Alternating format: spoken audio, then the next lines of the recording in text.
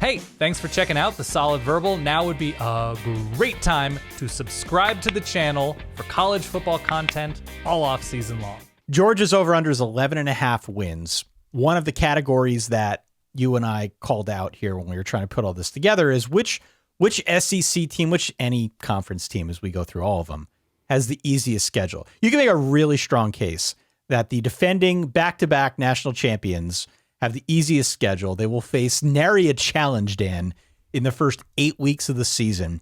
As I read through this thing, I kept waiting for it to get harder.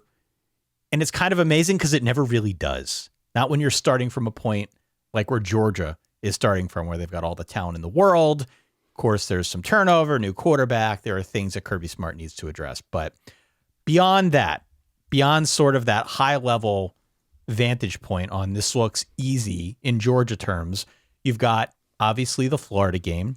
That's a neutral sider in week 9 in Jacksonville against Florida.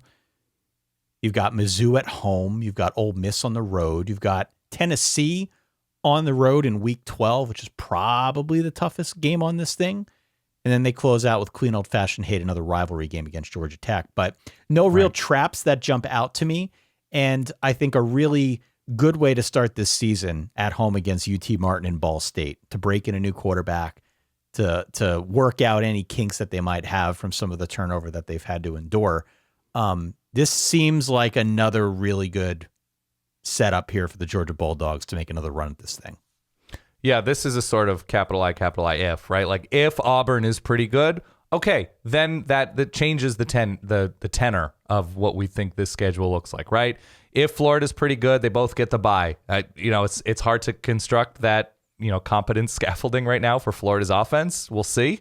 Mizzou, they're not going to probably struggle with because that's in Athens this year. Tennessee, as you mentioned, is the big, the circled game. It's difficult to find the exact scenario unless somebody is just over the top better than, I'll speak for myself. Like if South Carolina continues that momentum, it'd be saucier if that game were in Columbia. It certainly would be. That would be the game I would circle given relatively recent history between those two programs. But right now, no, this is all on Georgia. There's very little outside external noise that is affecting my pick to go over the 11.5 pick right now. Just because 2 games in, 3 games in, and we see that the offense isn't humming, quarterback isn't working out, whatever. All right, that's a different story. But until we get to that point, I can in good conscience take the under unless something turns out to be different than I perceive it to be in this moment. Yeah, I mean, they basically have 7 weeks to get the quarterback thing figured out. Right. They have 7 weeks to get it figured out before they go on bye, and then they play Florida, Mizzou, Ole Miss, Tennessee, Georgia Tech, close out the season. That should be more than sufficient for Kirby Smart. So what's the scariest moment before the bye in those first 7 weeks? Scariest moment before the bye, probably early at home against South Carolina. Okay.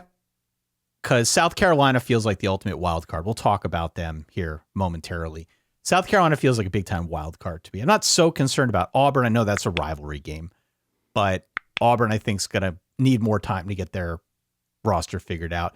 I thought about Kentucky as well. We can talk about Kentucky. A lot of new at Kentucky that gives me cause for pause. Our favorite. Maybe good new, right? Maybe good new. Could be good new. But if you're a Georgia fan, you got to feel pretty good about this. I think South Carolina, just because that'll be the first time, presumably, Carson Beck is going to see a full speed defense, even though it's at home, which is nice. But that's the first time, really, the weight of expectations, especially if he is sort of up and down early on. Who knows? But I think it's South Carolina, that first moment. Though, again, at Auburn, a lot new. I'm not crazy about. I still wouldn't put money on the Tigers at this point, but I think those are the trip-up spots, obviously.